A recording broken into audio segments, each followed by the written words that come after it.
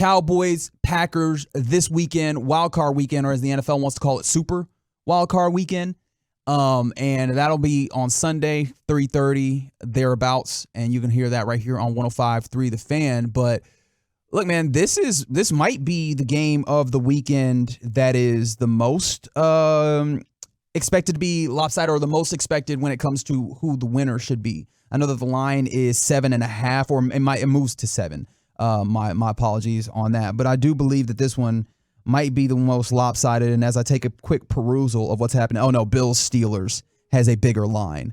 But I mean, still highly expected that the Cowboys are going to handle the Packers when it comes to like just the betting of this all. And I think as we talk about this game, there's certain people that come up a whole bunch for the opposing Packers, right? Obviously, Jordan Love is the name. Obviously, when you talk about football in general, the quarterback will come up, right? And so with that being the case, Jordan Love is going to be a person of interest because he, in some ways, he was a little bit of an unknown commodity. There was a guy that they drafted in the first round a few years back, sat behind Aaron Rodgers, and now they have to figure out, is he the guy? And he's shown some flashes, and I think that he ends up being a focal point. And you also add A.J. Dillon, Aaron Jones, their running back duo. Those guys are really good. And you'll hear those names brought up as, Ross, I'm going to throw it to this audio. We sent it to our Cowboys correspondent for Cowboys Packers. Micah Parsons broke down this game. This is how he broke it down even. Leads us to Packers, Cowboys with Coach McCarthy. Coach McCarthy are the dead down the media. He said, I'm not going to let y'all make this about me. This is about the guys. I've been praising Jordan Love all season. He had one of the best debuts of as a Packer quarterback in Packer history. Obviously, over 4,100 yards, 32 touchdowns, 11 interceptions. And yes, I said Jordan is a friend of mine, but we are not friends on Sunday. This is going to be a great matchup. The Packers are also the youngest team to make playoffs since the NFL expanded to 16 games in 1978. This is a young team. It's going to be super, super, super dope matchup. Super exciting. I mean, man, oh man, this is going to be a close one. This is going to be a good one at that. But we're at home. Man, it's going to be a great game. I can't wait. Obviously, but LaFleur is one of the best coaches. And Mike McCarthy is one of the best coaches. It's going to be a heated matchup on Sunday. Great game. And obviously, they got Aaron Jones, AJ Dillon. I mean, super great matchup. Can't wait to play out there Sunday. All right, a few things to know. I just want to take an opportunity, and again, I'm not trying to be a jerk or nothing, but it made me chuckle a little bit how he said debuts. He made sure to get that T pronunciation in there. Made me smile. That's all I just wanted to make note of there. You heard that, right, Ross?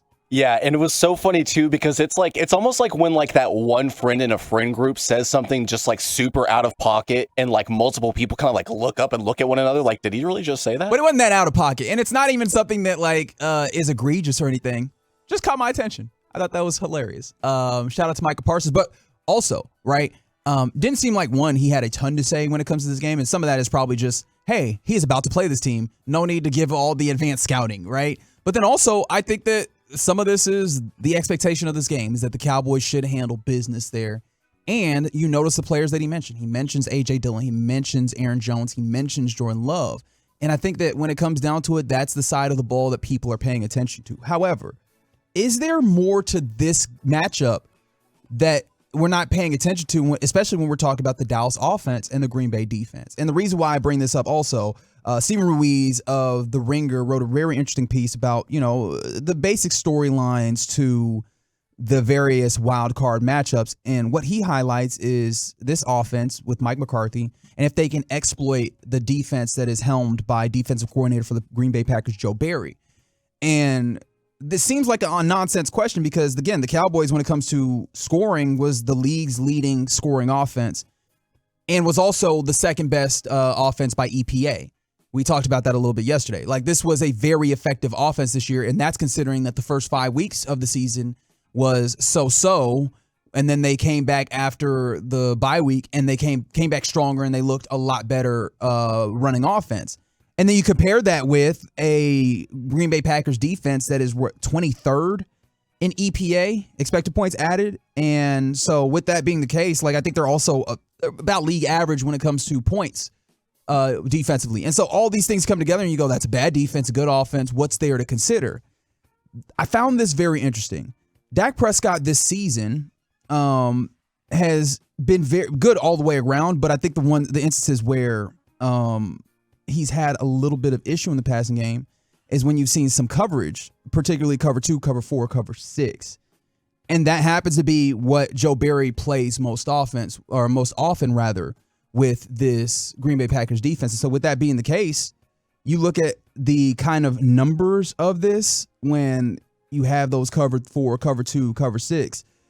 The numbers for Dak Prescott get a little bit worse. And I mean, especially when you talk about the total EPA has gone down, the yards per drop back goes down, which somewhat makes sense, right? We're talking about cover 2, cover 4, cover 6. Those are kind of blanket coverages with safeties over top and trying to, stop deep passing, gives you some opportunities underneath. That's to be expected. The EPA per drop back also drops in these instances, and the success rate drops. Not a ton, but a little bit.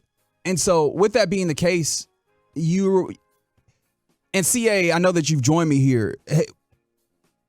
Do you have any level of, I don't know, concern is not the right word, but do you think that we haven't thought enough about this matchup with the offense and the defense, considering that the Green Bay Packers might do the things on defense where they make the Cowboys be patient, work underneath, and consistently work up the field? I would be concerned if they're on the road. Okay. Seriously. If this was the scenario and that's what they did, there's a slight concern because the last month they haven't been as dynamic as they normally were outside of the Washington game, but you already know the Washington had packed their bags by halftime. But I think at home, the comfort level, the fact they won 16 straight there, the home road splits are insane. And the fact that Green Bay is the youngest team to make the playoffs since the merger back in the 60s. Yeah. I just think that, the Cowboys' formula is to score first and then make the other team make adjustments. And I think that's going to be the formula for success. So I'm not concerned, but it's something to be talked about because you got to consider it all. In other words, if things aren't working right, that's probably one of the issues. Yeah, and the reason why I bring this up again, right? You've seen in kind of the efficiency numbers, the way that these schemes or the ways that Green Bay plays are some of the ways where you see less effective stats on a very effective season for Dak Prescott. And if you pair this again together with when the Cowboys played the Packers, not this past season, but the season before, that was a 31-28 victory for Matt LaFleur's team, where their offense was very effective on the ground with Aaron Jones, A.J. Dillon. And then if you consider the idea of the defense that they play, hopefully, at least from the Packers' perspective, you hope that you're not giving up big plays. You're making them be methodical. And in that game in particular, Dak Prescott throws 2 interceptions. So you obviously turnovers then factor in. That's what they're hoping to see the Packers are. I don't think that they'll be successful considering the ways that the Cowboys have gotten better with their turnovers, particularly this season. But you can see a situation in which the Packers are able to run the football, can't you? Oh, of course. In fact, that's been the Cowboys' Achilles heel for years. And with Dan Quinn's defense, they're pressuring the quarterback, which leaves an opportunity for teams to run it down their throats. And the good part for the Cowboys, Jonathan Hankins is back. That helps. Mm-hmm. But at the same time, you can't quite trust the fact that this team is going to hold up on the running game. But one thing is comforting. The Miami and Detroit games, the run defense has been better. Yeah. Just in time. Yeah, definitely better. I don't know if it's completely fixed, and I don't think that's something that is going to be completely fixed in a quick turnaround. I don't think that's part of what I don't think that's part of their pedigree on the defense. Right. Because, again, it has never been where it was there, and then all of a sudden it's broken this year. It's never been. It's always been an issue. But the idea being, I think that there's a little bit more to this matchup. The Cowboys offense, the Green Bay Packers defense. The Green Bay Packers also have done a great job when we come to drafting. Gutekunst, the general manager, a lot was made of the idea that Aaron Rodgers, while he was there, they didn't get him no wide receivers and all that. However, you look up in a lot of the players that they went and did bring in, especially later in the draft, have been impactful, including their defensive players. And so you mentioned how young they are, but they're playing pretty well, and they're playing with house money as well. There's a level of expectation that isn't there for them.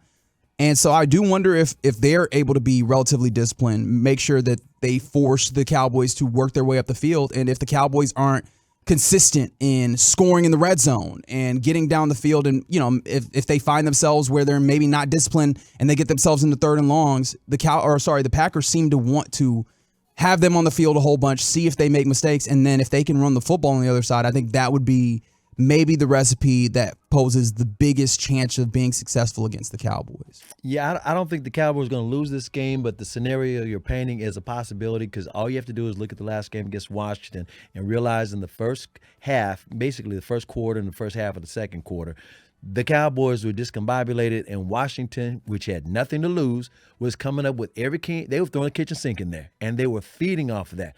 The difference between Washington and Green Bay is Washington, once the Cowboys started getting things back in order again, they quit because their season was not going anywhere.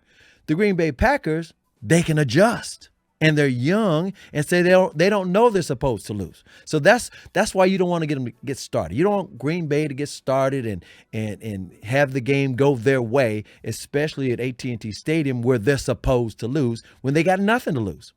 I also think that, and I mentioned, kind of talking about the way that the Packers are seeing this game plan, I imagine, comparing it to that game last season between the Packers and Cowboys where the Packers win 31-28 on the road. Or sorry, in overtime is the word that I was looking for. That was at Lambeau. Look, man, this offense is even more effective than it was last year. And so and Dak has thrown only 9 picks as opposed to leading the league in picks last year. 100%. And I think you also have more ways of getting at them. And it seems like Dak is more comfortable hitting CeeDee Lamb underneath than just letting him go. Exactly. Even though CeeDee Lamb had 150 yards in that particular game, I think that you have that. And plus, I think there's more opportunities to try and get deep shots, even if that team is playing in such a way where they're trying to take that away. It seems like Dak Prescott, at certain times he's been a little bit, hesitant, but it seems like there's times where Dak's willing to take that shot to Jake Ferguson over the middle in that seam shot, even if it's a little tight, and throw it open. And he's been successful doing that. There's been times where they've worked, and then you find the Brandon Cooks, beater down the field, and all of a sudden there's your big play. And so I almost have more of a belief in Mike McCarthy's offense this season to be able to take on that, that safety look that's supposed to be able to be the shell coverage that won't allow you to take those shots. Exactly. And it's going to be incumbent upon Mike McCarthy to make sure that you get those to kind of deflate the Packers, because I think if they're not able to keep Dallas to just a simply methodical offense, if Dallas is able to get up and down and score the points like they want to and like they should, this is not going to be a challenge, I don't think, is it? Right. And the thing about the McCarthy offense, Dak was talking about this today. I was up there. I'm already up here at the Star, but I was basically in the locker room, and they were talking about different things. And Dak was talking about how Mike McCarthy's fingerprints are all over this season, when you think it's just the players doing this or doing that. He said, no, Mike came up with that. Mike came up with that. And I also like the fact that the Cowboys' run game looked like something against Washington.